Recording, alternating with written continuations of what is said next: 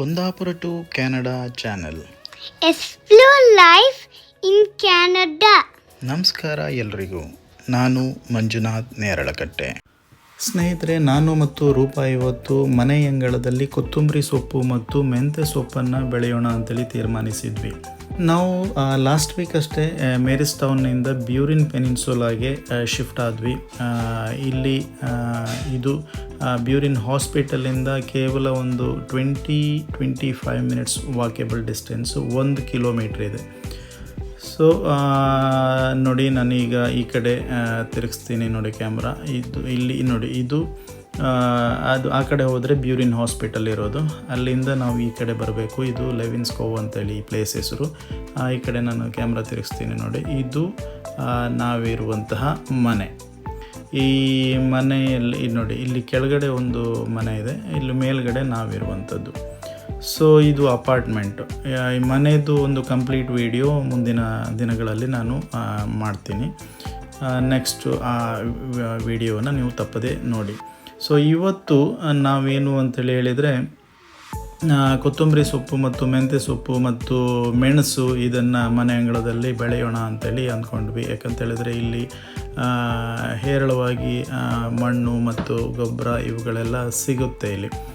So ಅದನ್ನು ಇಲ್ಲಿ ಪಕ್ಕದ ಮನೆಯವರು ಕೂಡ ಅಲ್ಲಿ ಮಾಡಿದ್ದಾರೆ. ಆಚೆ ನಮ್ಮ ಮನೆಯಿಂದ ಸ್ವಲ್ಪ ಆಚೆನೇ ಅವರು ಟೊಮೆಟೊ ಮತ್ತು ಸ್ಪ್ರಿಂಗ್ ಆನಿಯನ್ನು, ಕ್ಯಾರೆಟು, ಪಂಪ್ಕಿನ್ನು ಈ ಥರದ್ದೆಲ್ಲ ಬೆಳೆದಿದ್ದಾರೆ. ಚೆನ್ನಾಗಿ ಬೆಳೀತದೆ. ಸೊ ಇದು ನಮ್ಮ ಮನೆಯ ಒಂದು ವರಾಂಡ. ಇಲ್ಲಿ ಸಿಟ್ಔಟ್ ಅನ್ಬೋದು. ಇಲ್ಲಿ ಚೇರ್ ಹಾಕೊಂಡು ಕೂತ್ಕೋಬೋದು ಸಂಜೆ ಹೊತ್ತು, ಬೆಳಗ್ಗೆ ಹೊತ್ತು ಕ್ಲೈಮೇಟ್ ಚೆನ್ನಾಗಿದ್ರೆ.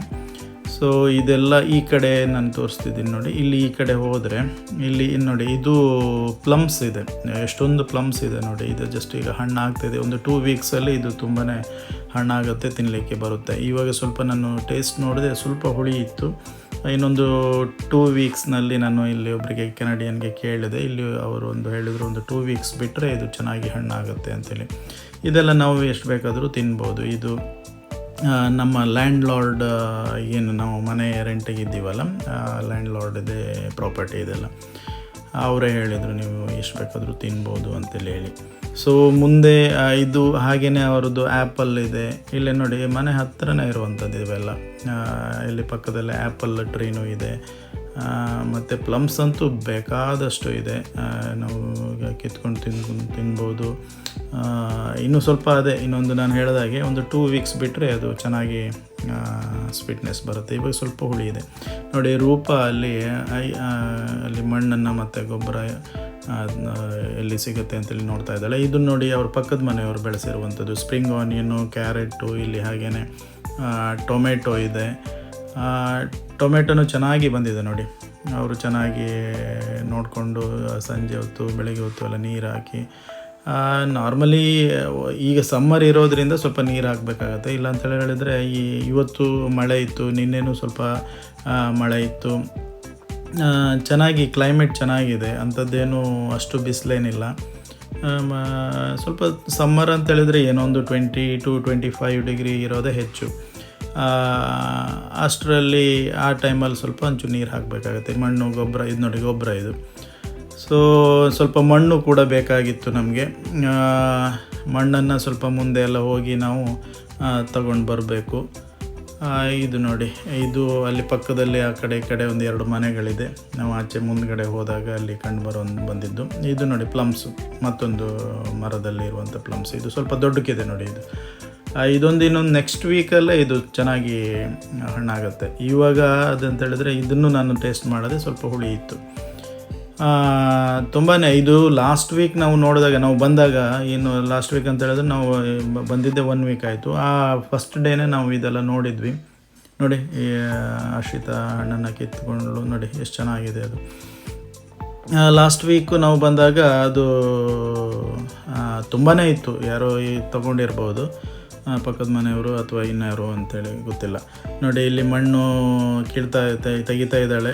ಅಲ್ಲಿ ಬೇರೆಲ್ಲ ಇದೆ, ಬೇರು ಕಿತ್ತು ಮಣ್ಣನ್ನೆಲ್ಲ ತಗೊಳ್ತಿದ್ದಾಳೆ. ನಾವೀಗ ಅದನ್ನ ಶೇಖರಣೆ ಮಾಡಿ ಗಿಡ ಅಂದರೆ ಬೀಜ ಹಾಕಬೇಕು. ಸೊ ಅಲ್ಲಿ ಮಣ್ಣು ಸಾಕಾಗಲಿಲ್ಲ. ಮತ್ತು ಇನ್ನು ಮುಂದೆ ಇಲ್ಲಿ ನೋಡಿ, ನಮ್ಮ ಕುಂದಾಪುರ ಕಡೆ ಹೇಳೋದಾದರೆ ಒಳ್ಳೆ ಗುಡ್ಡಿ ಬದಿ ಹಕ್ಕಲು ಬದಿ ಹೋದಂಗಿತ್ತು. ಒಳ್ಳೆ ಗುಡ್ಡಿ ಬದಿಗೆಲ್ಲ ನಮ್ಮ ಮನೆಯ ಪಕ್ಕ ಆಚೆ ಈಗ ಎಲ್ಲ ತುಂಬ ಮನೆಗಳಾಗಿದ್ದಾವೆ.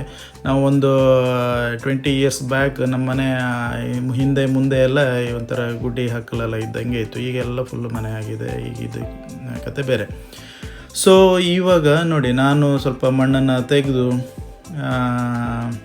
ಅಲ್ಲೇ ಪಕ್ಕದಲ್ಲೇ ಇರುವಂಥದ್ದು ಅಲ್ಲೇ ಚೆನ್ನಾಗಿದೆ ಮಣ್ಣು, ಗೊಬ್ಬರ ಥರ ಇದೆ. ಈ ಮಣ್ಣನ್ನು ತೆಗೆದು ಅದೆಲ್ಲ ತಂದು ಇದು ಕೊತ್ತಂಬರಿ ಸೊಪ್ಪು, ಮೆಂತ್ಯ ಸೊಪ್ಪು ಮತ್ತು ಇದು ಮೆಣಸು, ಇದನ್ನು ಬೆಳೆಸೋಣ ಅಂಥೇಳಿ, ಬರುತ್ತಾ ಇಲ್ವಾ ಅಂಥೇಳಿ ನೋಡೋಣ ಅಂಥೇಳಿ. ಯಾಕೆಂದರೆ ಇವತ್ತಾಗೂ ರಜೆ ಇದೆ. ರಜಾ ದಿನದ ಒಂದು ಮಜಾ, ಗಿಡ ನೆಡುವಂಥ ಒಂದು ಕಾರ್ಯಕ್ರಮ.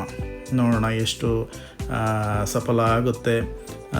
ಗಿಡ ಆದ ತಕ್ಷಣ ನಾನು ಮತ್ತೊಂದು ವಿಡಿಯೋದಲ್ಲಿ ನಿಮಗೆ ತೋರಿಸ್ತೀನಿ ಹೇಗೆ ಗಿಡ ಬಂದಿದೆ ಅಂತೇಳಿ ಹೇಳಿ.